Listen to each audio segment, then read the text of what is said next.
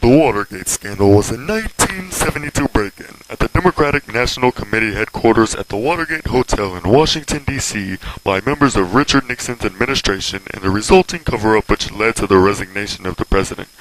The burglars' aim was to plant listening devices while disguised as common criminals to provide cover. They were informally called the Plumbers Unit to plug leaks and included former members of the CIA.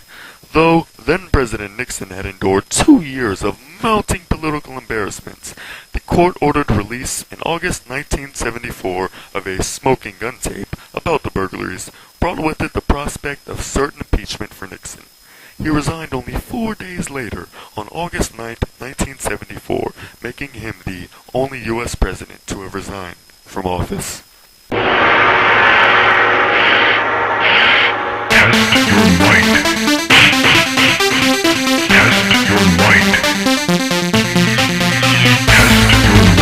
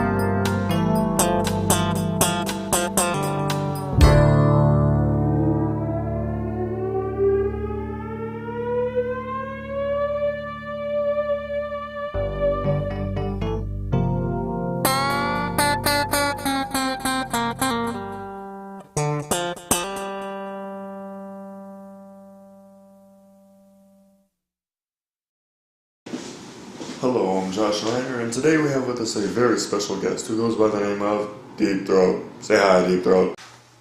What up? Alright then, Deep. Mind if I call you Deep? Great, you can call me Rain Man.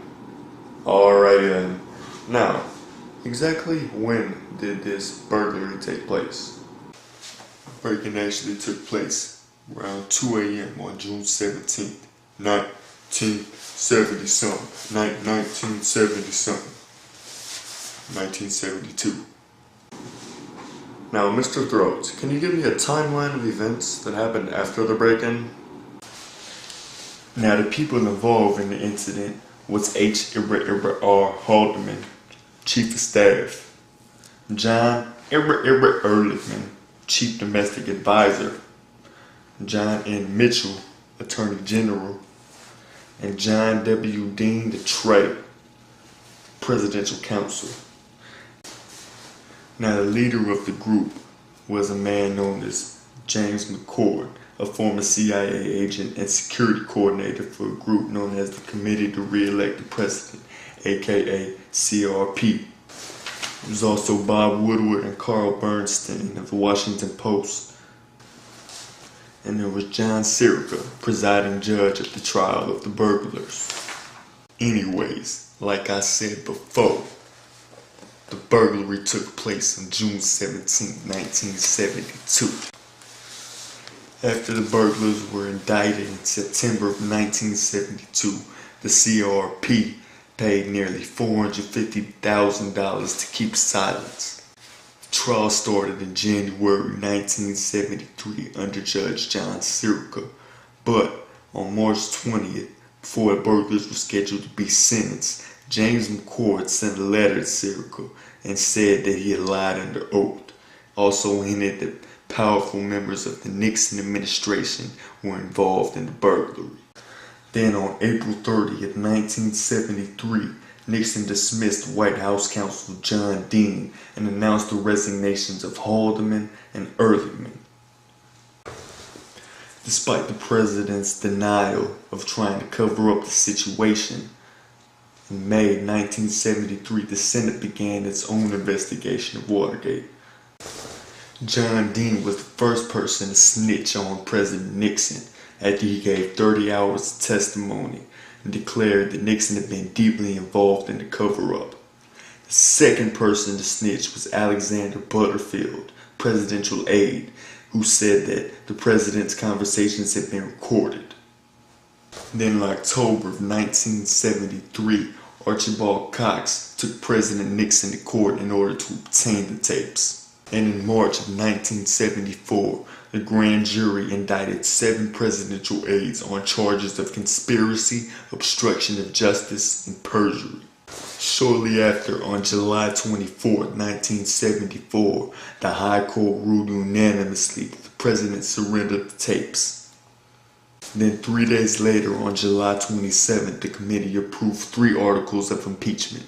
Finally, on August 8, 1974, before he could be impeached, President Nixon announced his resignation from office. And the end.